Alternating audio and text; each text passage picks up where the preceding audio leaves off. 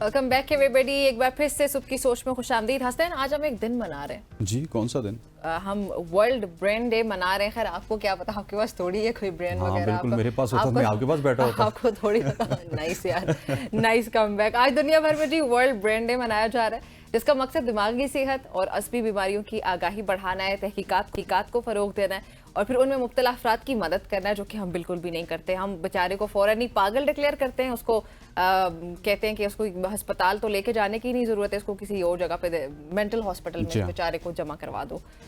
सो खैर, ये दिन जो है दुनिया भर में दिमागी सेहत और असबी बीमारियों के फैलाव को रोशन करने के लिए मुनक्किद किया जाता है। जी हाँ, पाकिस्तान और दुनिया भर में हर उम्र, नस्ल, जिन्स और माशरती सतह के अफराद मुख्तलिफ दिमागी अमराज से मुतासर होते हैं।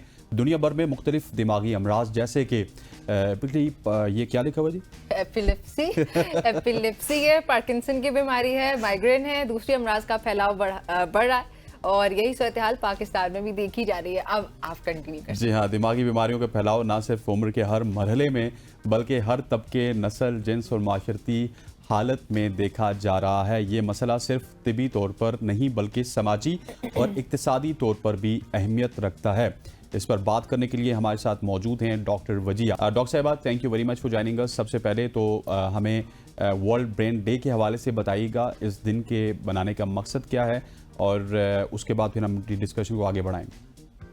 जी अस्सलाम वालेकुम। वर्ल्ड ब्रेन डे की अगर हम बात करें तो इसमें डिफरेंट थीम्स होते हैं जिसमें हम दिमागी सेहत के हवाले से बात करते हैं।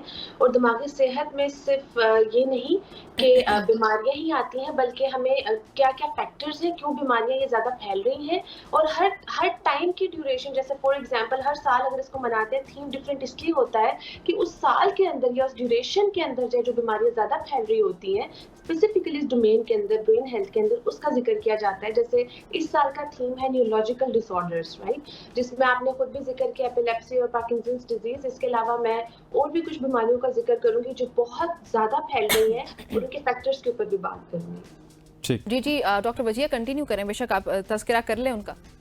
ऑलराइट, जो सबसे ज़्यादा बीमारियां फैल रही हैं न्यूरोलॉजिकल डिसऑर्डर्स में, उसमें ऑटिज्म और एडीएचडी बहुत कॉमन हो रहे हैं, जो बच्चों में बहुत ज़्यादा फैल रहे हैं। और सिर्फ बच्चों में ही नहीं, एडीएचडी के सिम्टम्स बड़ों में भी बहुत देखे गए हैं। अब तो बहुत सारे लोग इससे वाकिफ भी हो गए। पहले ये नाम बड़े बहुत एलियनेटेड रखते थे कि नाम कभी सुने ही नहीं है, बट अब मोस्टली घरों में ये नाम सुने जा रहे हैं। अगर आपके घर में नहीं है तो आप न किसी नेबर में या किसी जरूर सुना होगा कहीं ना कहीं पे।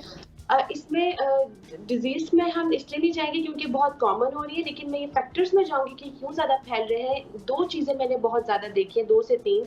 नंबर 1, हमारी डाइट बहुत खराब हो गई है और डाइट में आप नोट करेंगे कि शुगरी आइटम्स बहुत ज्यादा हो चुके हैं, जो कि डायरेक्ट हमारी ब्रेन की हेल्थ को अफेक्ट करते हैं और स्पेशली बच्चों की हेल्थ को। पहले जमाने में बच्चों को बड़े डाइट कॉन्शियस पेरेंट्स होते थे। अब देखिए हर बच्चा कभी नगेट्स, हर तरह की चीज खा रहा है, नगेट्स खा रहा है, स्वीट आइसक्रीम बहुत खाते हैं, कोई भी कैंडीज। एग्जैक्टली। और आजकल पेरेंट्स का ये भी एक पेरेंटिंग स्टाइल हो गया। ये बड़ों की भी हम बात करेंगे क्योंकि हम थॉरली इसको ले रहे हैं, राइट। सो उसमें बच्चों को खुश करने के लिए, रिवॉर्ड के लिए हम बहुत सारी शुगरी आइटम्स दे देते हैं। इवन के घर के अंदर जो हम खुद भी बना रहे हैं उसमें भी बहुत सारे केमिकल्स की प्रोडक्ट्स हम यूज कर रहे हैं।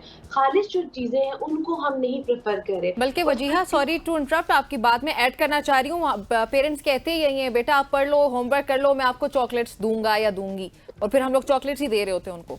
एग्जैक्टली। स्पेशली मैं ये ऐड करूंगी कि हम बहुत सारे आइटम्स अडल्ट जो है उसका इंटेक बहुत कर रहे हैं और उसमें एंजाइटी बहुत कॉमन हो रही है। एंजाइटी बहुत ज्यादा लोगों में आ रही है, डिप्रेशन बहुत आ रहा है, क्योंकि हमारे ब्रेन की केमिकल्स डिस्टर्ब हो रहे हैं, हमारे हार्मोन्स बॉडी के डिस्टर्ब हो रहे हैं। सो ओवरऑल जो हमारी बॉडी का और माइंड की जो ओवरऑल हेल्थ है वो डिस्टर्ब हो रही है ब्रेन की। यहाँ मैं एक चीज ऐड करूंगी, डाइट के अलावा हमारी स्लीप बहुत डिस्टर्ब हुई है।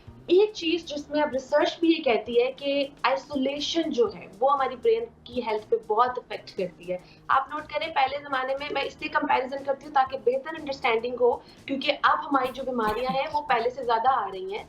आप नोट करें, सोशल स्किल्स बहुत कम हो गई है, लोग स्क्रीन को प्रेफर करते हैं। अगर दोस्त भी बना रहे हैं तो मोबाइल के थ्रू, चैटिंग के थ्रू या कॉल्स के थ्रू फ्रेंडशिप को मेंटेन रख रहे हैं। मिलना, घर जाना या कहीं पे चिट चैट करना, बैठ के घंटों बातें करने के लिए लोगों के पास टाइम ही नहीं है। तो आप, और स्पेशली तब जाते हैं जब मेंटल हेल्थ डिस्टर्ब होती है, जब really want to talk to someone तो चलो दोस्त के पास चले गए। अदरवाइज नीड टाइम में ये नहीं आता, जबकि सोशल स्किल्स आपके लिए बहुत जरूरी हैं। बच्चे भी आइसोलेशन का शिकार हैं, बच्चों के लिए मजबूरी है कि हम बाहर नहीं भेज सकते, तो हम इसका मतलब ये नहीं है कि स्क्रीन पे रख दें।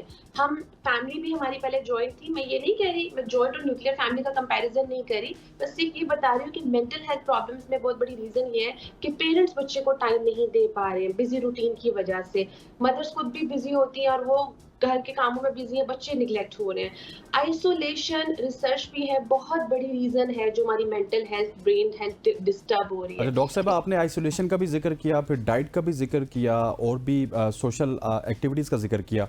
मुझे बताइएगा कि जो स्लीप साइकिल है ये कितना ज़्यादा इफ़ेक्ट करता है आपकी दिमाग को, क्योंकि स्लीप साइकिल आजकल बहुत ज़्यादा डिस्टर्ब हो रहा है। कोई 2 बजे सो रहा है, सुबह 9 बजे उठ रहा है, कोई 2 बजे सो रहा है, सुबह 4 बजे उठ रहा है, तो इसका कितना ज़्यादा इफेक्ट होता है? आपने बहुत इंपॉर्टेंट पॉइंट जो है, मैं ये थर्ड में यही चीज ऐड करने वाली थी, स्लीप। आपने बिल्कुल सही पॉइंट किया कि अब ज्यादातर लोग अपनी नींद को प्रायोरिटाइज ही नहीं करते या अपनी स्लीप साइकिल को प्रायोरिटाइज नहीं करते हैं, राइट? स्लीप साइकिल जब आप प्रायोरिटाइज नहीं करते तो डेफिनेटली आपकी पूरी ब्रेन की जो हेल्थ है वो डिस्टर्ब हो जाती है। आप नोट करें कि ज्यादातर लोग हेडेक्स की कंप्लेन कर रहे हैं, ज्यादातर लोग फ्रस्ट्रेशन की कंप्लेन कर रहे हैं। हम न्यूरोलॉजिकल डिसऑर्डर से अगर हट के बात करें तो ये छोटे छोटे सिम्टम्स जो रोजमर्रा हमारी जिंदगी में है ये बहुत कॉमन हो चुके हैं। क्यों है? क्योंकि स्लीप साइकिल डिस्टर्ब हो चुका है। और स्लीप साइकिल के अलावा मैं एक और चीज ऐड करूंगी, रूटीन। जब आपकी स्लीप डिस्टर्ब होती है तो आपकी रूटीन मेंटेन नहीं होती है। और अब ज्यादातर लोग ये भी देखा गया है कि अपनी जॉब को प्रेफर करते हैं कि नाइट टाइम में हो। हम फ्रेश होते हैं, हम क्रिएटिव हैं, हम एक्टिव होते हैं। आपका दिमाग इस चीज के लिए नहीं बना है, आपका ब्रेन इस चीज के लिए नहीं बना। आपको बेशक पसंद हो, आपको रात को बैठ के कंप्यूटर के आगे बहुत अच्छे आइडियाज आते हो, आप बहुत अच्छा काम करते हो, बट आपको ये देखना है कब तक आप कर सकते हैं। एक टाइम के बाद आपका ब्रेन प्रोडक्टिव नहीं रहेगा, मेमोरी इश्यूज आ रहे हैं, फोकस के इश्यूज आ रहे हैं। कितनी कंप्लेंट्स क्लाइंट की आ रही है कि हम फोकस नहीं मेंटेन कर पा रहे, जोन आउट कर जाते हैं। हम इस तकलीफ से गुजर भी रहे हैं, हम अपने बच्चों में भी ये तकलीफ देख रहे हैं, बट हम इसका हल इससे नहीं निकाल रहे क्योंकि हम अवेयर नहीं हो रहे। अच्छा डॉक्टर बताइए, ये तो कुछ इंडिविजुअली हमारी गलती है जिनकी वजह से हमें ये सारे मसाइल हो रहे हैं और हम इनका शिकार हो रहे हैं। इसके अलावा सोसाइटल प्रेशर या फिर उसके बहुत सारे फैक्टर्स हैं जो कि इन्वॉल्व होते हैं हमारी मेंटल हेल्थ को या तो स्टेबलाइज करने में या डिस्टेबलाइज करने में। तो आपने सोसाइटी का जैसे मेंशन किया, इसको हम सपोर्ट सिस्टम कहते हैं, रिसोर्सेज कहते हैं।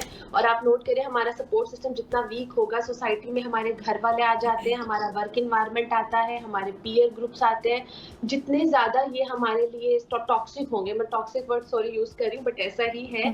टॉक्सिसिटी में ये चीज आ जाती है कि वो आपको डिग्रेड करें, डी वैल्यू करें, आपको कमतर फील कराएं या आपकी बस क्रिटिसिज्म या आपकी चीजें, बुरी चीजें हाईलाइट करते रहें।